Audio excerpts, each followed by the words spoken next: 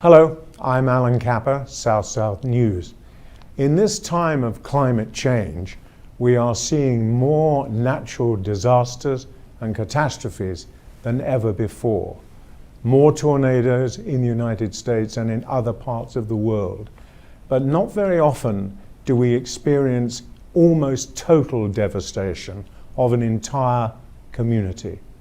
Now, we're honored to have with us today the mayor of Greensburg, Kansas, Mayor Bob Dixson, whose community was hit by a savage tornado in 2007. And I believe I'm right in saying, Mayor, that 95% of the town was destroyed. Well, Alan, first of all, thanks for having me here today. It's our pleasure. Yes, in May the 4th, on a Friday evening at 9:40 at night, 2007, an EF5, largest tornado on history at the time, leveled the town of Greensburg. 95% of the buildings were rubble. The rest of them were severely damaged. We lost 11 lives, and we sorely missed those people. My wife and I lost 2 close neighbors. So that's the human factor of it. Yeah, sorry to hear Now, that. the other factor is, though, we've been blessed with a tremendous opportunity to rebuild. Like our ancestors built a community for us, it's our responsibility now to rebuild a community back for future generations and the legacy we're going to leave. Well, that cannot have been an easy decision and was an enormous challenge for you. But just pick it up from the morning after the event. With so much devastation, it must have been hard even bringing people together to have discussions on the next moves after the rescue services came in. We were very blessed that we have neighboring communities and fellow Kansans and federal agencies and state agencies that just descended upon Greensburg and became our family and cleaned up the town, helped us clean up the town, took the pressure of some of the continuation of government off at the first because we all lost everything. The other thing that was very important to us was the fact that FEMA put up a tent on the edge of town, and we did everything as a community there. We had community planning meetings, we had community church services. We did everything together. We laughed together, we hugged together, and we cried together. Yeah. And we planned together, and we visioned together. And so this process of deciding to build back green and sustainable, and I like to use the word sustainable because it's the ability to endure as humans on this planet. Right. And it's taking care and being environmental stewards. When we talked about that in the planning process, we automatically knew that what our ancestors taught us about being pioneers of the Midwest, of building strong structures that last, that was our responsibility. Well, you were pioneering again, but in many ways it was harder than if you just arrived in a wagon train, because you had to destroy and change and reinvent the whole environment. We had to change our whole dynamics of the way we think. It's about new dynamics and new methods. Right. Sustainability is simply a systems process of changing our thinking on how we live and work to make it a better place in our community for all. Right. So what were the first action steps you had to take as mayor? I'll be honest with you, I was not the mayor at the time of the tornado. I took over, I was elected a year afterwards. Right. But in a small community, you are active in everything. Of course. So I can just share what went on that first few hours. Number one is search and rescue. Make sure that everyone's accounted for. And in the midst of that, then all those volunteers from towns and state agencies and federal agencies that came to town, we got streets cleared off so they were passable. Clean up debris. We had to think about our infrastructure as far as all the power poles were leveled to the ground. Right. What are we going to do? So the planning process started immediately. Right. But State and federal agencies were a tremendous assistance. So you power, water, food distribution, these were some of the immediate priorities? Yeah, and the immediate priority really was accountability of people, making sure everybody's accounted for. Right. We have 2 neighboring communities in our county where Red Cross and Salvation Army set up in the gymnasiums at those schools. And the town was evacuated. And so they provided the immediate needs of people. Right. Because basically we had 1,500 people that were homeless in a matter of minutes. So tell me some of the disciplines that you've really put into the recreation of Greensburg to make it a green environment. We had to determine after any disaster, whether it's in your personal life, private life, business life, or whatever, what are your values? What are the values of your community? And we knew that family was, and faith, friendship. Then we went to the environment and water. Water is highly critical in South Central Kansas, of good drinking water and quality of it. So we sat down as a whole community. We'd have 600, 700, 800 people show up at community meetings.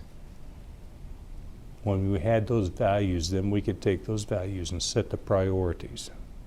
3 or 4 priorities we needed to really focus on and address.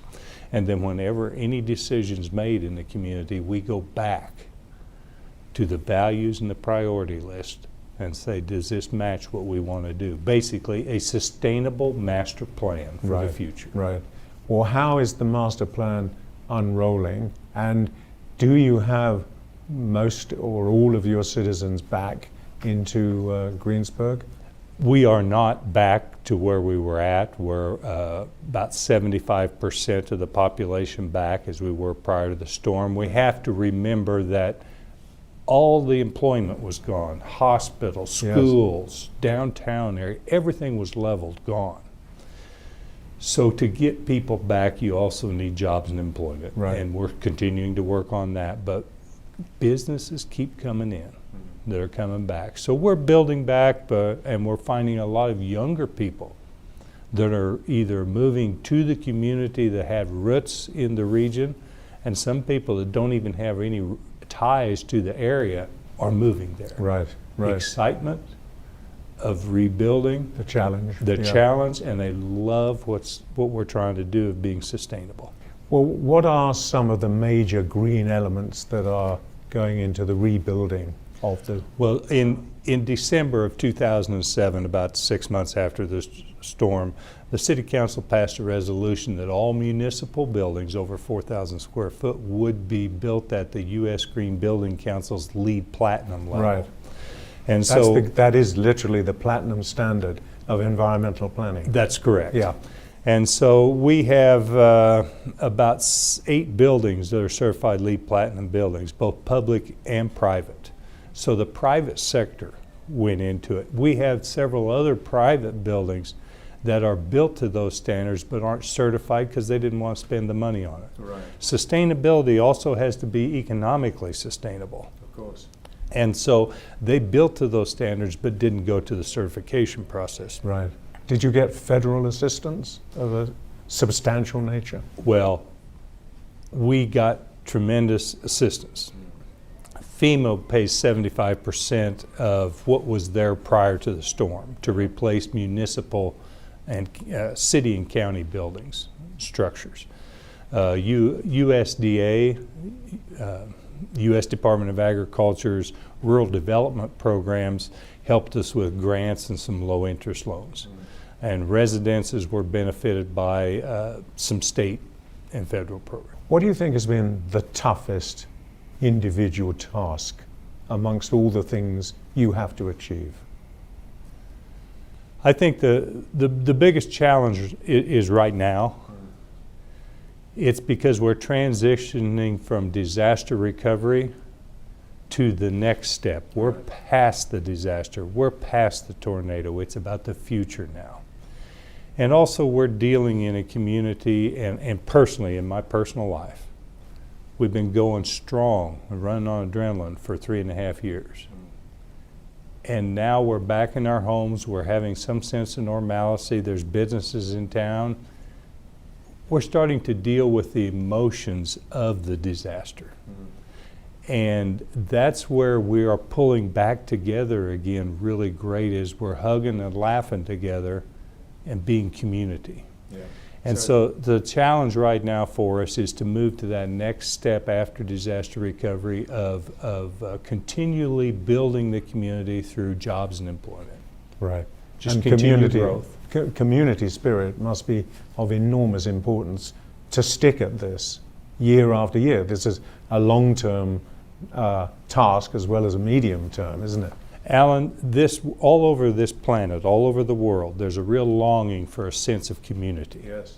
It matters not if you're here in New York City or you're in Greensburg, Kansas. People want to be part of something that they feel involved in and rewards them emotionally and that they have a passion for. And that's what community does for each other. And it matters not where you're at.